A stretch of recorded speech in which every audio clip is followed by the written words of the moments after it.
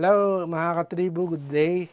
It's another Wednesday and welcome to another episode of Straight Talk where we discuss topics that matter to each of us. I'm Chito Lozada. And I'm Montelibano. We are now live on the Daily Tribune's Facebook page, Tribune now on YouTube, and Daily Tribune official on TikTok. So mga katribu, today we have a very special guest. He plays a pivotal role in promoting sustainability and responsible business practices. And he is the founder and managing director of ESGPedia, a respected thought leader specializing in the intersection of sustainability, technology, and strategic environmental, social, and governance. He is a respected thought leader specializing in the. Okay, well, you mentioned it, no? So, Without further ado, yeah, let's welcome Mr. we Benjamin welcome So, Benjamin So. founder and managing Hello. director of ESGpedia. How are you, Seth? Good afternoon, sir. Thank Afternoon. you Thank you very much. Thanks for having well, me. thank you Thanks, for your Chito. time Thanks, as well. Can you tell us, sir? Can you give us a little background about what ESGpedia is all about? That's right. Yeah, sure. So, everybody knows about Wikipedia, right?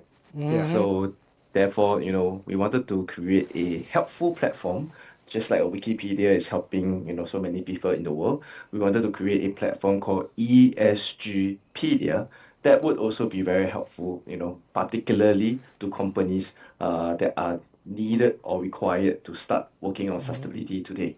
Therefore, ESG, which stands for environmental, social, governance, the typical ingredients of a sustainable company roadmap is now, therefore, input whereby the ESGpedia platform will help companies all across Asia, to start getting ready with sustainability. How exactly does it help companies that are in the that has involvement in sustainability operations? How does it help?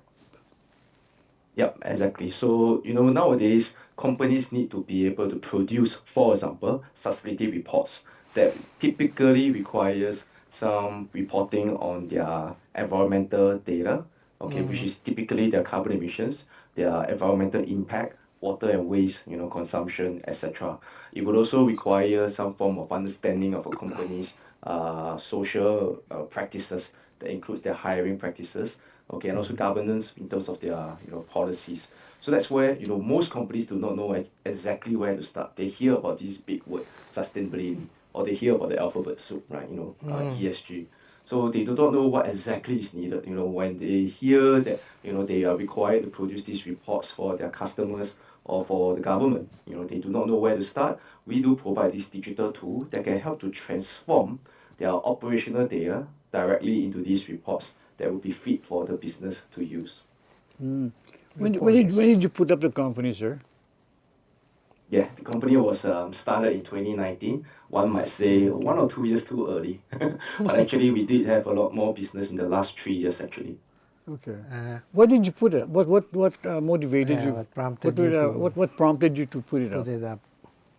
Yeah, I mean, I'm a firm believer in technology, and maybe this goes to my background as a former technology entrepreneur. I had another business before this, also in technology.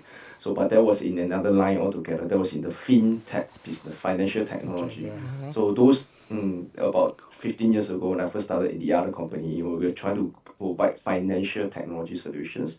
So around 5 years ago, we started to see that hey, more and more companies require these sustainability services. More and more of our existing customers at that time, which were financial institutions, they were now being under stricter regulations when it comes to financing. For example, nowadays it is controversial to finance a new coal power plant, for example, today. Right, so back then there were already new regulations, new guidelines, and new policies in the financial sector, to start letting financial institutions focus on environmentally sustainable investments and financing. So that's where we saw the need to expand our offering, and that's why I started this new company, okay, to be able to offer this kind of solutions specifically for sustainability. So, Are you based here or are you based somewhere in Asia? Well, I'm Singaporean, so the right answer is actually we are based in ASEAN, because I do spend a lot of time in ASEAN. Singapore is home, but I do travel often to Manila, for example, and also to a few other ASEAN countries because interestingly, Southeast Asia is the second largest supply chain to the rest of the world. Yeah, so we produce a lot of goods, we produce a lot of services, and if the world is talking about a net zero and being carbon positive, it has to involve the supply chain where Southeast Asia plays a so important role. Yeah. So when you first put it out, when you first put your company out there, uh, how was the response? How was the response? I mean, what kind of companies did uh, reach out to you for, to hire or to employ your services? Initially, it was the financial sector, because they Yeah. were the first to get, these regulations put in place. And that was where we had, initial work done for the financial sector in terms of data compilation and data analytics. Okay, but actually in the last 3 years, most of the ASEAN countries have already implemented mandatory sustainability reporting, not just for the financial sector, but for any sector. So it's been a busy last 2 years for us because typically the regulations start with the larger listed companies, but we have also started to see that these companies are now impacting or requesting their supply chain to also get involved in such compliance requirements. Okay. So mainly SGPedia provides advisory services.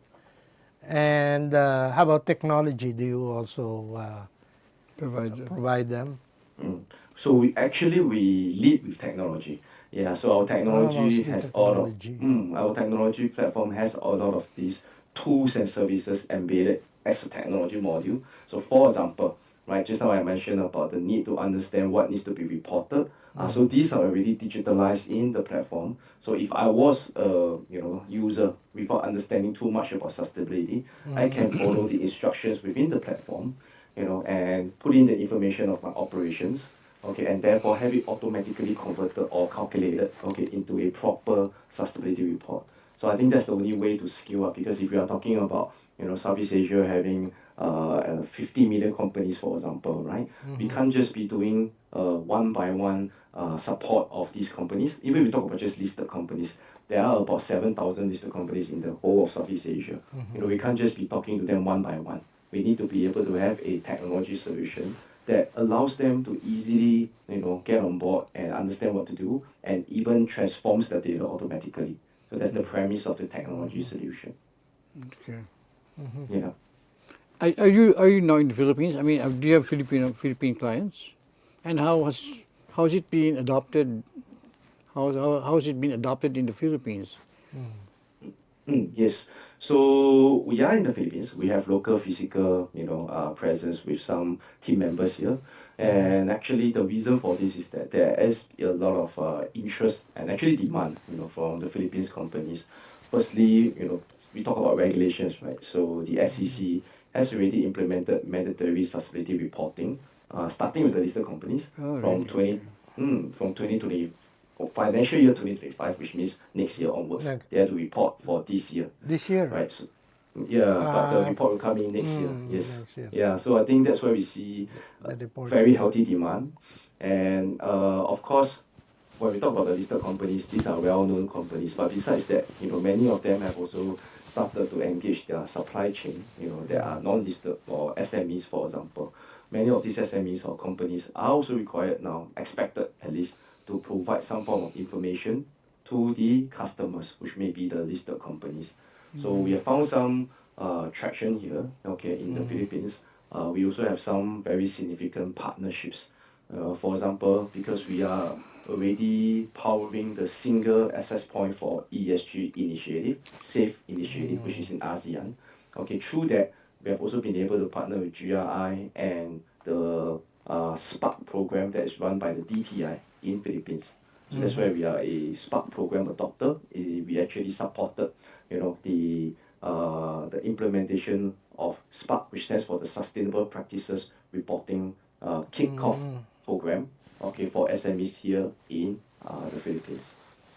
So, so that's how it works. Every year, companies are required to provide their financial reports, and Oh, well, you easy. you go in to help them in writing the sustainability report.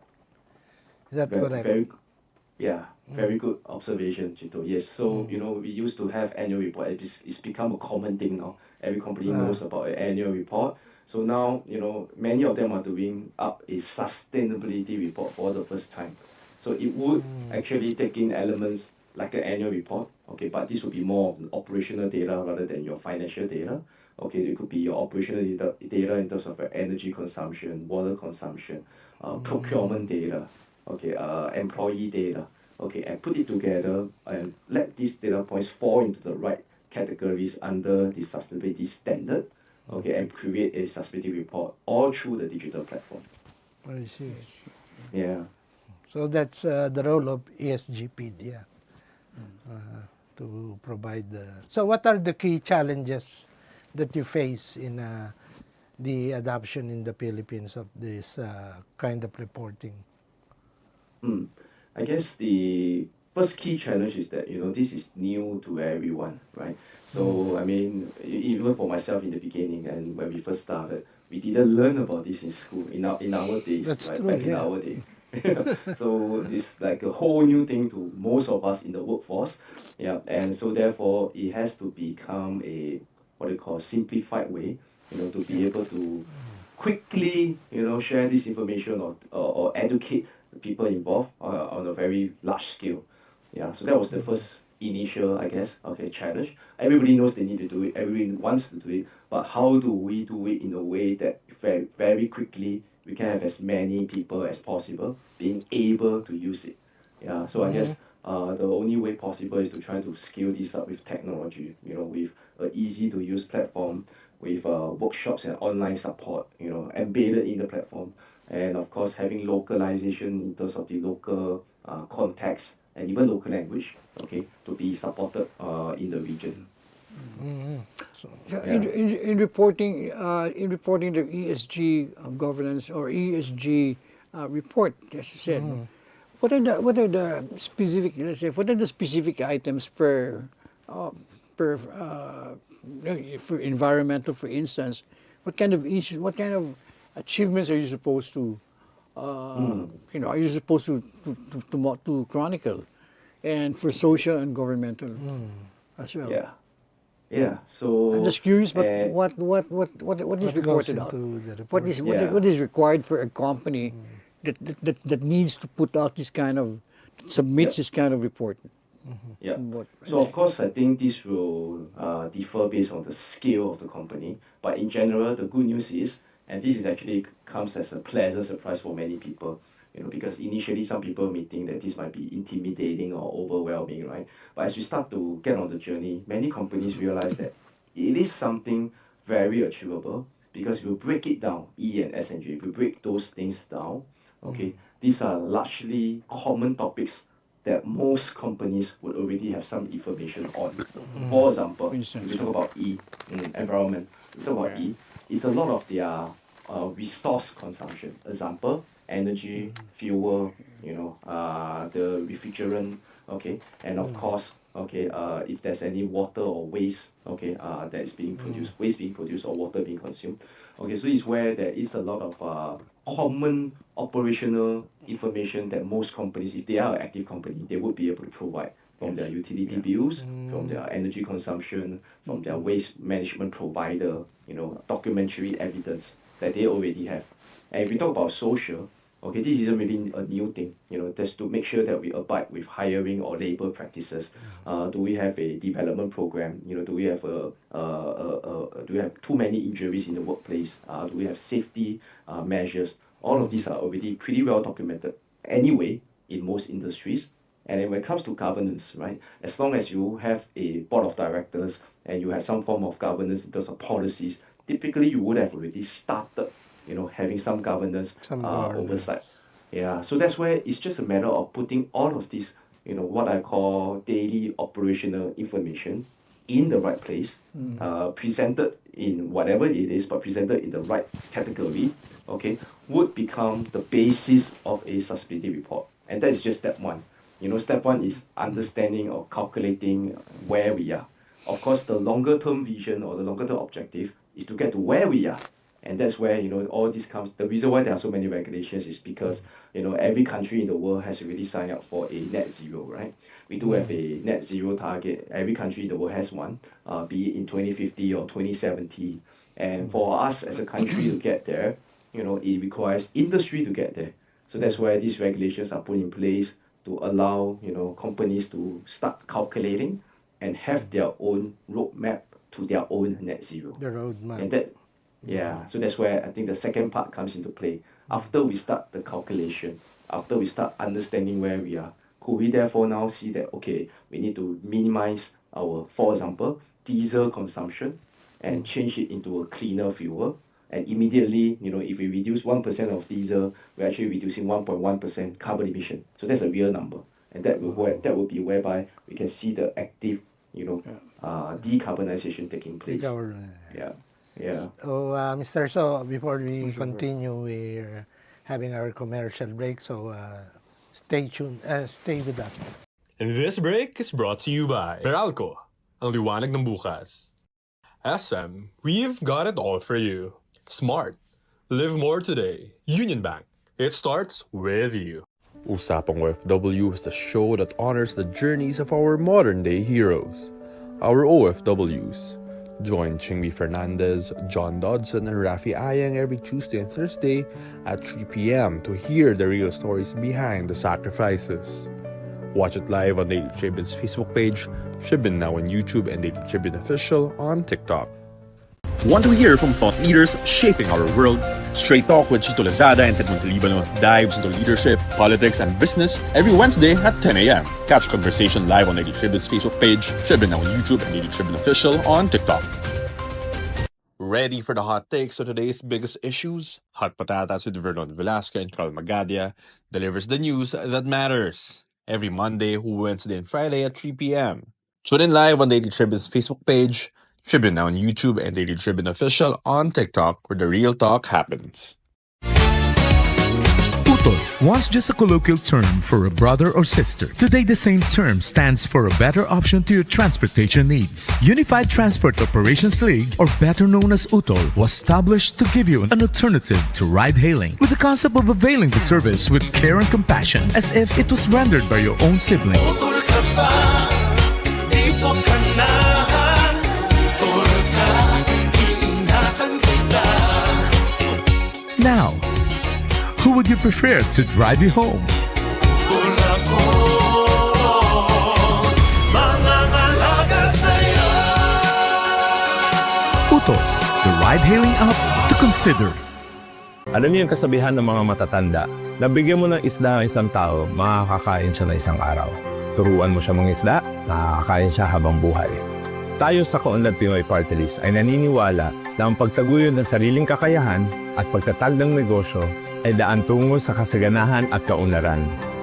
Bawat Pilipino, dapat may negosyo. Kaunlad Pinoy Party List number 133. Hindi lang natin sila basta tuturuan mangisda, bibigyan rin natin sila ng bangka.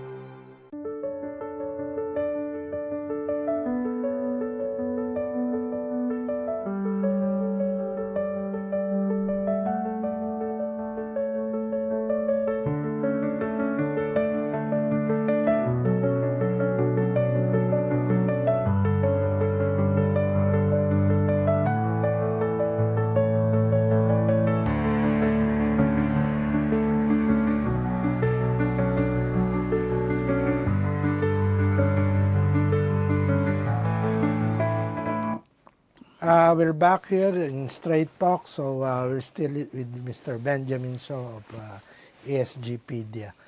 So, Mr. So, you mentioned something very interesting about do you provide services in terms of carbon pricing? I mean,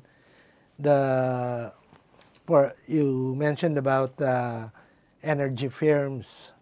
And one of the trend now is for them to reduce the their carbon footprint. So do you also offer those kind of advices on carbon So pricing? yes. So, carbon pricing is largely driven by carbon taxes, right? So, whereby if I emit a certain amount of carbon, I have to pay a certain amount of tax. And Yes. therefore, Wait, who? as a business, my number one objective is to minimize this cost, and therefore, I want to reduce the amount of carbon emitted. But on the other hand, because this costs a price, if I was to adopt some form of clean tech, sometimes there may be a what you call investment required initially, right? If I move from one fuel to the other, or if I start having solar energy, for example, it typically requires a first input in terms of investment. So that's where it's important that business organizations, etc., they want to be able to know the cost of carbon, the cost of implementing these solutions. So technology is able to support that. We are able to calculate. I mean, first of all, there must be a basis, which is the carbon tax, and second of all, in terms of the scenario analysis, what if we are swapping out diesel to a cleaner fuel? But then again, if we do so, we might have to change some of the equipment that were diesel engines in the first place. So therefore, this cost will be a certain amount of dollars.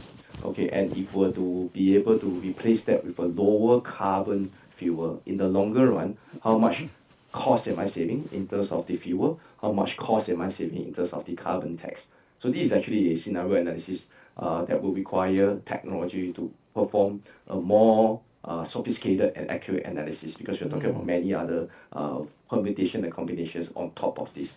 Yeah. So in terms of small businesses, what benefit would the ESG. small businesses, small firms get out of the getting the services of ESGpedia? Yeah, exactly. I think we are particularly interesting for smaller firms because, typically smaller firms do not know where to start and would not usually engage with a consultant. Yeah, that typically is too costly. So that's where Yeah. we have something for everyone, right? So for a smaller company, we have something that is like bite size. It gets them ready, or it gets them we call it starter kit, an ESG starter kit that gets them ready to have just enough information to satisfy their customers who would be under international standards or local regulatory requirements. So all those simplified, data points that they will already have, it's not too difficult for them to go and, attain, would actually be enough, to fit into the different standards as required by the larger companies. So that's where I think that we are actually playing a role of an enabler, for the SMEs. I mean, I read a statistic that Philippines is made up of 99.6 MSMEs. 99, So so I think that's where it's important that if we are talking about a decarbonization, or we're talking about a fighting climate change, we need to have the involvement of most people rather than some people. Yeah. Yeah, particularly when you export to developed countries like in Europe, where the requirements for environment and social and ESG. governance are very strict.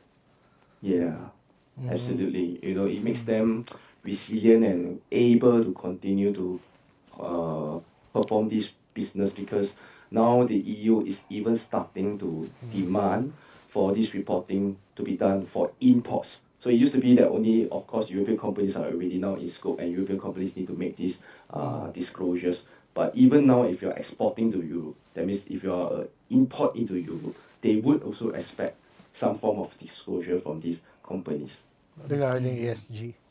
Wow. Yeah. What ESG stands for? So, what ESG trends are shaping business strategies today? Like, you mentioned in Europe, there's this kind of reporting that would be required from local exporters.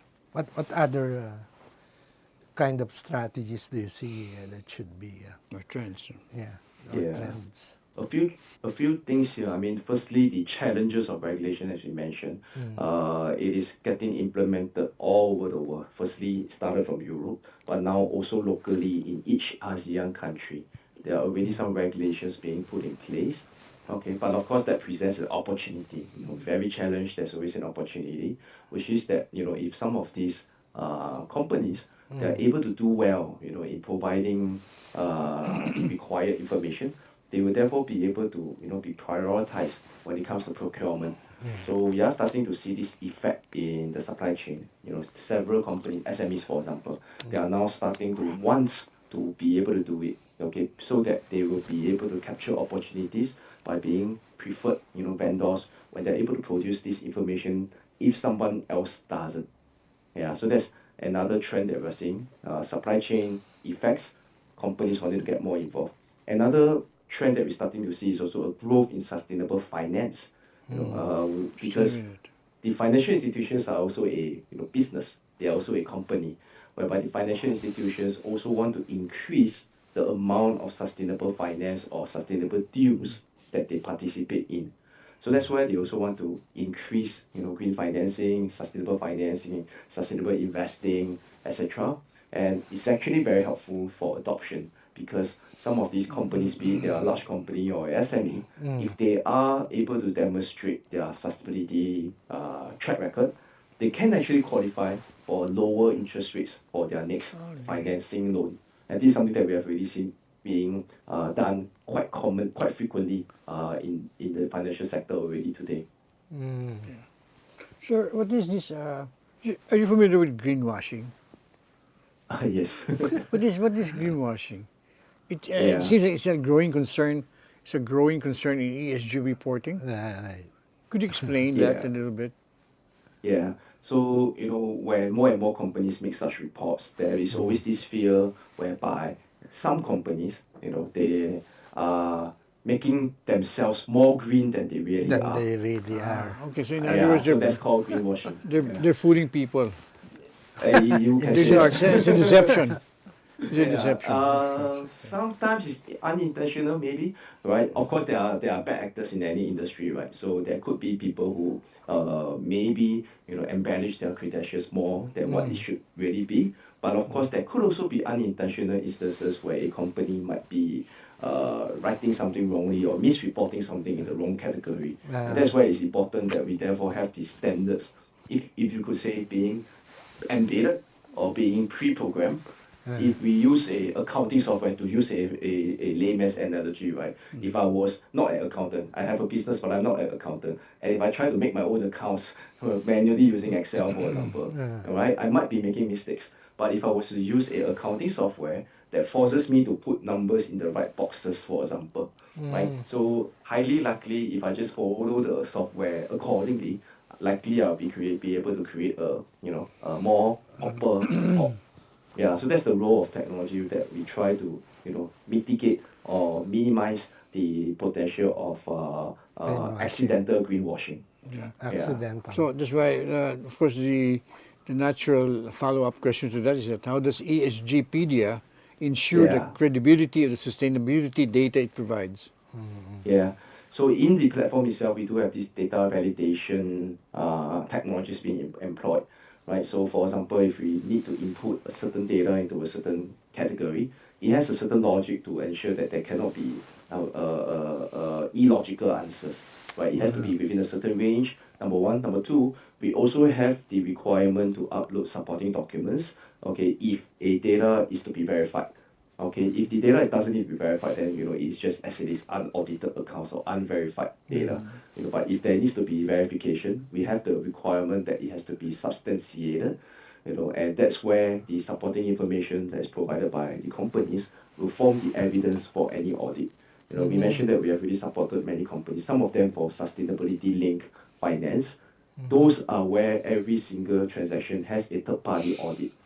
Because the requirements for finance or for listed companies that these reports need to be audited.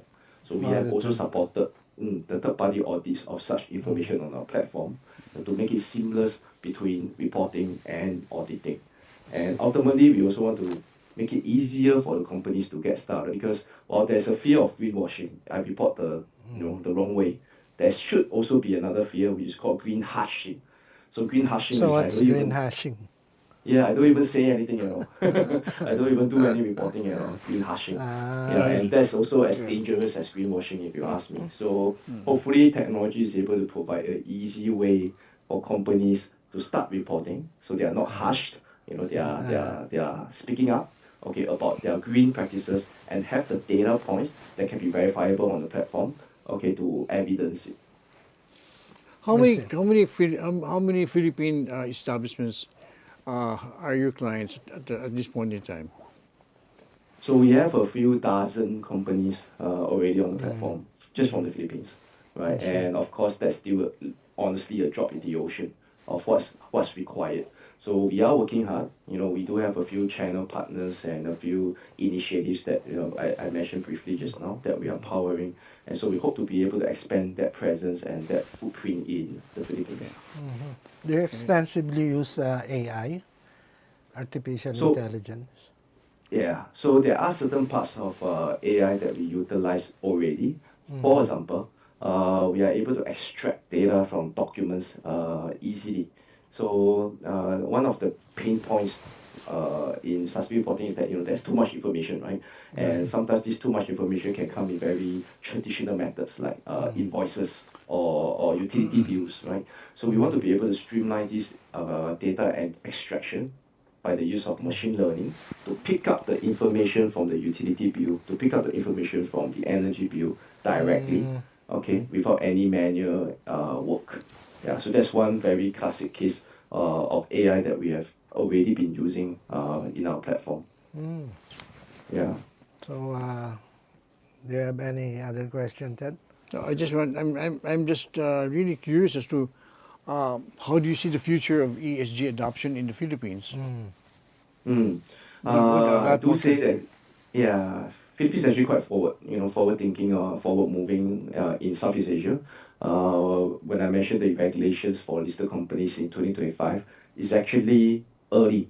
It's the same as Singapore. In financial year 2025, listed companies need to make this certain ISSB or international standards level of reporting available. Okay, and therefore, Philippines belongs to the first wave of countries in Southeast Asia that are going to market with this regulation. So therefore, we see that Philippines will be a environment where, thanks to these regulations, listed companies are already making the preparations and influencing the supply chain, to provide them the relevant data. And that's actually something that we should be encouraged about, okay, because it puts us in the right position, at least for step one, which is to have accurate data, transparent data, before we go into the further steps of taking action and having data-derived strategies. see. So, maybe we can ask Mr. So his parting words regarding Sport time. ESG and this. Maybe you can invite local companies to, Use. get Yeah. into your services, to look into your services that you offer. Yeah, absolutely. As last words, right, I always like to say that sustainable companies are profitable, can be profitable. And to be profitable, one has to be sustainable. With the challenges and the pressure in the business landscape nowadays, it has become imperative or critical even, okay, that companies need to now know about sustainability, get started on sustainability, okay, and at ESGPedia, our role is to simply enable as many companies as we can.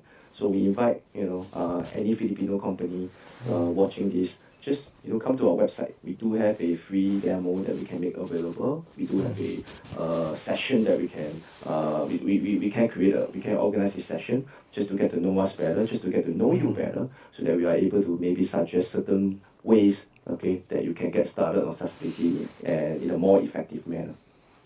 Great. So, okay. Well, Yeah. that's all the time that we have for today. A big thanks to Mr. Benjamin So for sharing his insights with us and shedding light on the importance of ESG in today's business landscape. And thank you to everyone who tuned in. We hope you gained invaluable insights on how businesses can integrate sustainability into their operations and the future of ESG in the Philippines. So don't forget to follow us on our Facebook page, Daily Tribune and Tribune Now in YouTube, and Daily Tribune Official on TikTok. And stay updated with the latest episodes of Straight Talk. We'll see you again next time for more engaging conversations that matter. Also catch Vernon Velasco and Carl Magheria live later at 3 p.m. in Hot Patatas and Usapang OFW tomorrow. Still at 3 p.m. with Miss Chimby Fernandez, John Dodson, and Rafi Ayeng. Take care and have a great day ahead. So goodbye, Everybody. and thank you for watching. Thank you very much, Mr. Sof, for your time. Thank you. Thank you, Thank you, Ted. Mr. Thank you, Sof. Chito. Thank you. This public service announcement is brought to you by Meralco. Alam nyo ba kung saan napupunta ang binabayad nyo sa Meralco? Dito sa series na ito, isa-isahin natin yan para maipaliwanag ko po sa inyong lahat. Ako po si Joe Saldariaga ng Meralco Corporate Communication Office. Alam nyo ba na pag nagbabayad kayo ng bill sa kuryente, nasa mga 20% lang on the average ang napupunta sa Meralco? Sa katotohanan, nahahati sa iba't ibang components ang inyong electricity bill. Kumbaga parang pizza lang yan. Kasama sa binabayaran natin ay ang generation charge na napupunta sa generation companies o mga nag-ooperate ng power plants, transmission charge na napupunta sa System Grid Operator ng Pilipinas, na National Grid Corporation of the Philippines, at iba-ibang charges na napupunta sa gobyerno. Tulad po ito ng mga subsidies, taxes, universal charges at fit-all. Kung tutuusin, tulad nga nabanggit ko, nasa around 20% on the average ang kabuang bill ang binabayad sa Meralco sa pamamagitan ng distribution charge. Ito na ang pinaka-epektibong sistema para sa electricity consumers. Iwas abala ito para hindi na isa-isahin pang bayaran ng iba't ibang kumpanya na dinadaanan ng kuryente. Naway, nabigyan linaw ko po kayo kahit papano sa inyong mga katunungan ukol sa inyong electricity bill. Hanggang sa muli, ako po si Manong Joe, ang inyong lingkod.